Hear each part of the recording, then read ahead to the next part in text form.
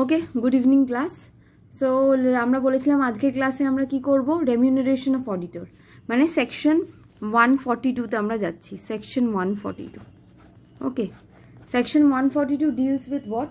Section 142 deals with remuneration of auditor. Okay, section 142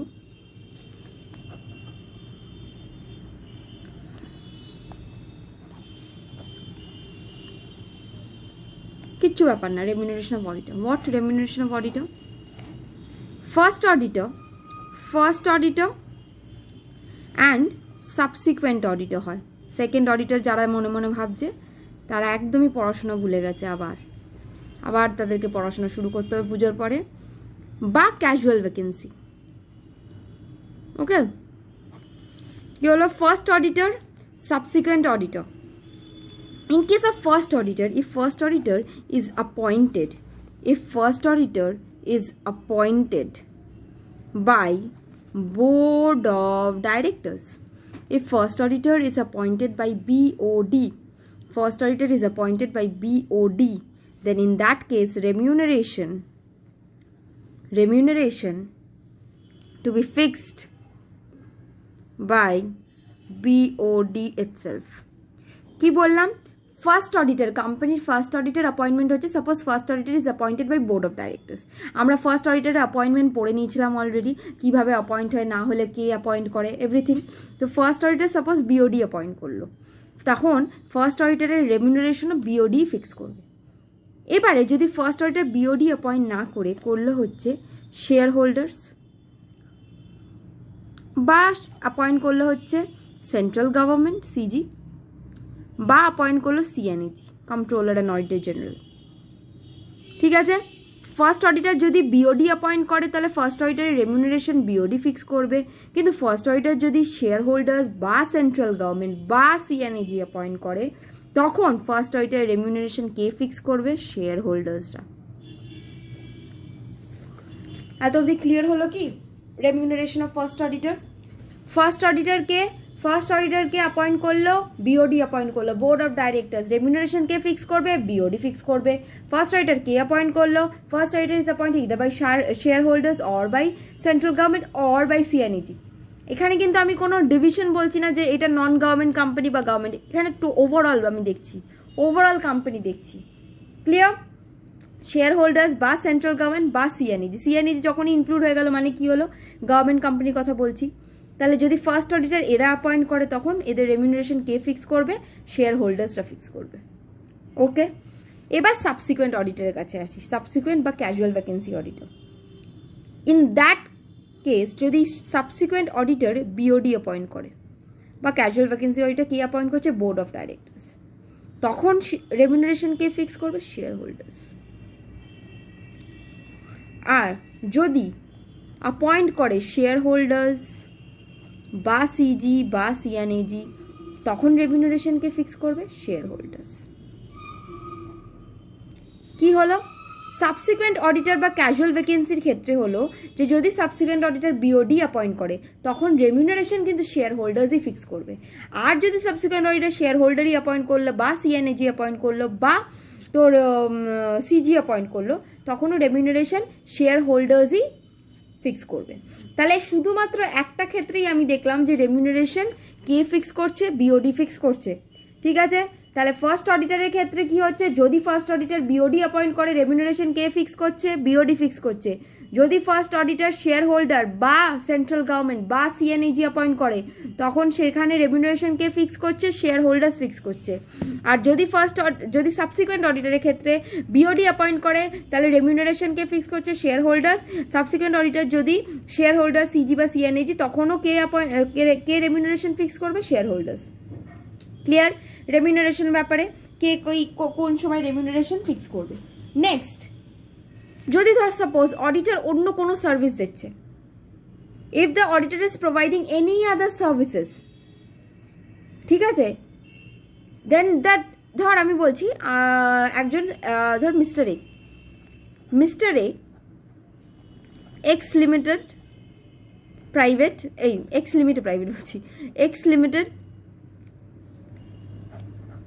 এই কোম্পানিতে mister এ suppose হচ্ছে এই কোম্পানির অডিটর। ওকে, না এই এক্সাম্পলটা দেবো না, একদম ঠিক হচ্ছে না। আচ্ছা, সাপোজ আর মিস্টার এ, হ্যাঁ মিস্টার এ সাপোজ আর যে কোনো এক্স হসপিটালের ডক্টর, ক্লিয়ার, এক্স হসপিটালের ডক্টর, ঠিক আছে।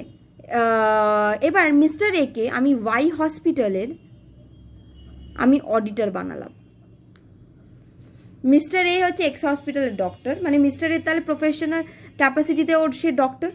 ওকে, মিস্টার এ কে আমি ওয়াই হসপিটালের অডিটর বানালাম, তার অডিটরেরও মানে সে ডক্টর হলেও সে সিও করেছে, সাপোজ একটা এক্সাম্পল, ঠিক আছে। তাহলে ধর mister A Y hospital attend করতে এলো, সে অডিটরের ডিউটি করছে, কিন্তু হঠাৎ করে দেখলো একটা পেশেন্ট। এবার ইমিডিয়েট কোনো ডক্টর নেই, মিস্টার এ তখন কি করলো, নিজের প্রফেশনাল ক্যাপাসিটিতে, নিজেও তো ডক্টর, সেখানে নিজে সার্ভিস দিল।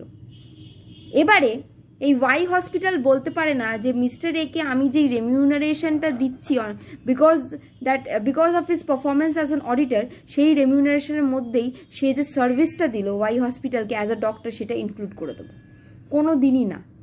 তাহলে কি বুঝলি, অডিটরকে আমি রেমিউনারেশন দিলাম as an auditor, but auditor অন্য কোনো প্রফেশনাল ক্যাপাসিটিতে গিয়ে অন্য কোনো কাজ পারফর্ম করলো, কোনো সার্ভিস দিল, ইন দ্যাট কেস ওই সার্ভিসের যে রেমিউনারেশন হয় সেটা কিন্তু অডিটের রেমিউনারেশনের পার্ট হবে না। সার্ভিসের রেমিউনারেশন কোনোদিন অডিটের রেমিউনারেশনের পার্ট হবে না। এবারে অডিটর যখনই কোম্পানিতে আসে, অনেকেই জানে অডিটর যখন কোম্পানিতে আসে অনেক রকমের অডিটরকে এই খাওয়াচ্ছে, কফি খাওয়াচ্ছে, চা খাওয়াচ্ছে, টিফিন করাচ্ছে, সেগুলোকে বলছি হচ্ছে আমি আউট অফ পকেট এক্সপেন্সেস। কি আউট অফ পকেট এক্সপেন্সেস? এবারে অডিটর যখন রেমিউনারেশন দেবো, অডিটরকে আমি 50,000 টাকা রেমিউনারেশন দিচ্ছি, অডিটরকে বললাম ও অডিটর আপনি তোমার 1,000 টাকা আমি কেটে নিলাম, কেন? তোমাকে আমি খাইয়েছি। অডিটর দেখবি এমনি নেগেটিভ রিপোর্ট দিয়ে দিয়েছে, ক্লিয়ার? তাহলে কি কোনোদিন এইসব আউট অফ পকেট এক্সপেন্সেস, ঠিক আছে, বা অন্য কোনো সার্ভিস অডিটর প্রোভাইড করছে অ্যাপার্ট ফ্রম দিস অডিটিং, সেই সমস্ত কিছু অডিটরের রেমিউনারেশনের পার্ট হবে না। ওকে, সো ফার্স্ট অডিটরের রেমিউনারেশন যদি ফার্স্ট অডিটর বিওডি ফিক্স করে, ফার্স্ট অডিটর রেমিউনারেশনও বিওডি ফিক্স করবে। ফার্স্ট অডিটরের যদি অ্যাপয়েন্ট করে হচ্ছে শেয়ার হোল্ডার সিজি বা সিএনএজি, তাহলে ফিক্স করবে কি remuneration? Share holder.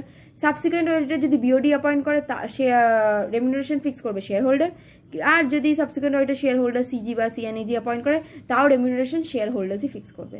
Any out of pocket expenses is not a part of auditor remuneration, and if the auditor provides any other services, then the remuneration of such services should not form a part of the auditor's remuneration. Clear? Next হচ্ছে আমি আজকে যেটা ছোট একটা topic পড়বো, section 145 skip করছি, যেগুলো দরকার আমাদের। Signing off audit report, just এগুলো জানার জন্য। Signing off audit report, who signs? Auditor will sign the audit report. Who will sign? Auditor will sign the audit report. এবার অডিটর অডিট করার সময় দেখলো there are certain observation, there are certain things that the shareholders needs to know.